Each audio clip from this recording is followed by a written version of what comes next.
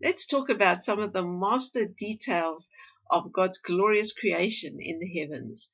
My name is Denise. Thank you for joining me on my channel Under My Vine and Fig Tree. And to borrow somebody else's words, I'm so excited to be on your screen today.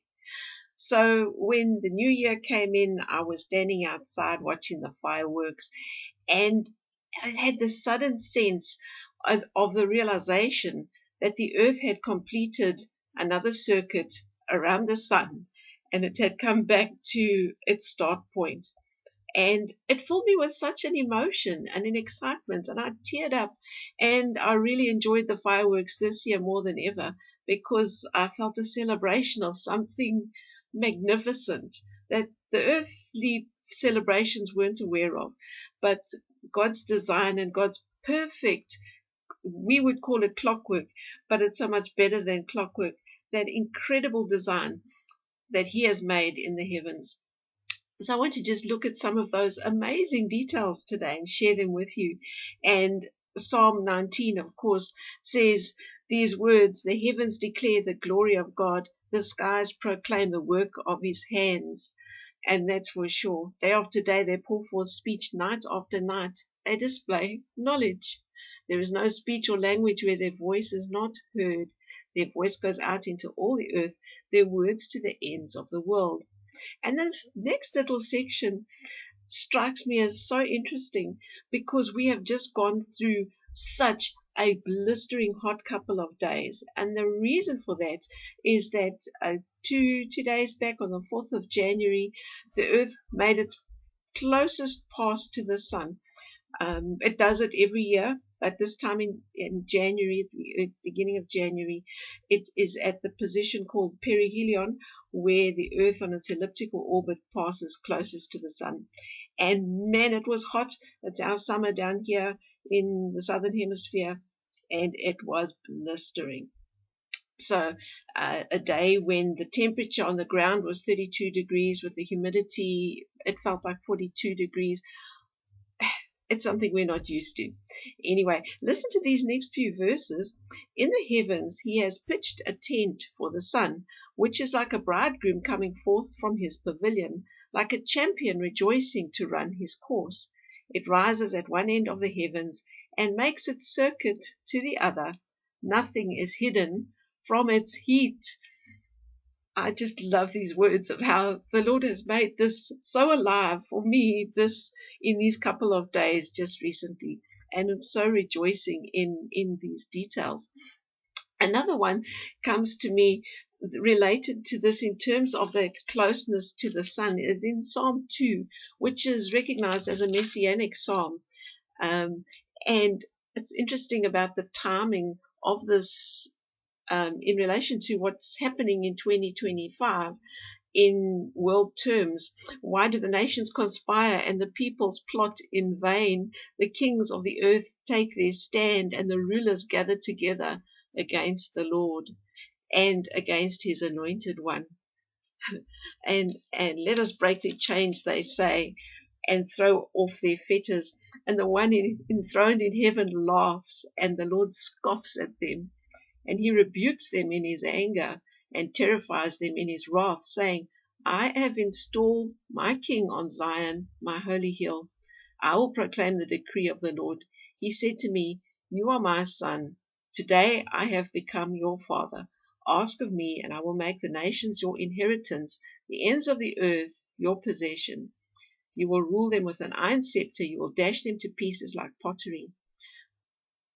And this is where it comes in, this detail. It's interesting. Therefore, you kings, be wise. Be warned, you rulers of the earth. Serve the Lord with fear and rejoice with trembling. Kiss the Son, lest He be angry and you be destroyed in your way, for His wrath can flare up in a moment. Blessed are all who take refuge in Him.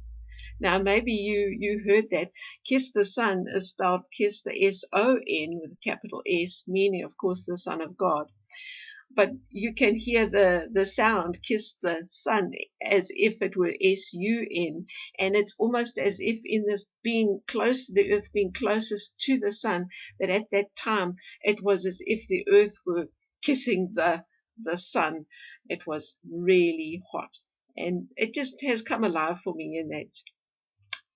context, specifically this particular January.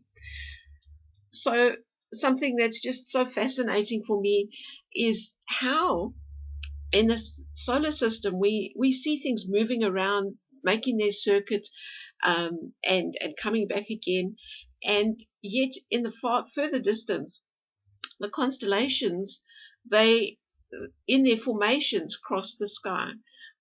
And it's a marvel to me that they do that they maintain their specific shape.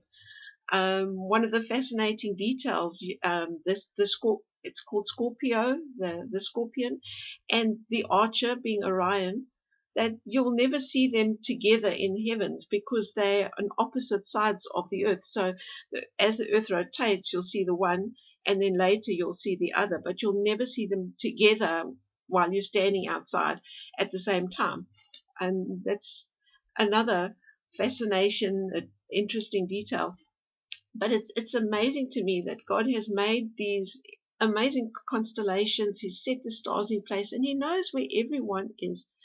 And for centuries, seafarers have been navigating by them. People have set their course by them. People know, I presume in the Northern Hemisphere, they must know the North Star. In the Southern Hemisphere, we know the Southern Cross. And the peculiar thing about the Southern Cross is how it rotates around through the course of the night. And, so it's not one of those ordinary constellations that doesn't move. It's a peculiar constellation. But I go to Genesis, the creation account, on day 4, when God, the fourth day, am I right? Yes.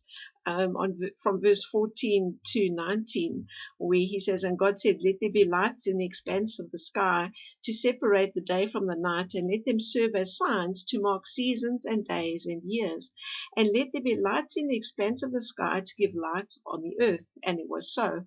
And then this is the bit I'm coming to. God made 2 great lights, the greater light to govern the day, and the lesser light to govern the night. He also made the stars. God set them in the expanse of the sky to give light on the earth, to govern the day and the night. And God saw that it was good. And there was evening and there was morning, the 4th day. My husband is a marine engineer. He knows all about ships' engines, and I often hear him talking about the governors. And so I asked him to tell me, what do you mean? What are the governors all about? What do they do? And he says they regulate the speed of the engine so that it doesn't overspeed, so that it doesn't go too fast.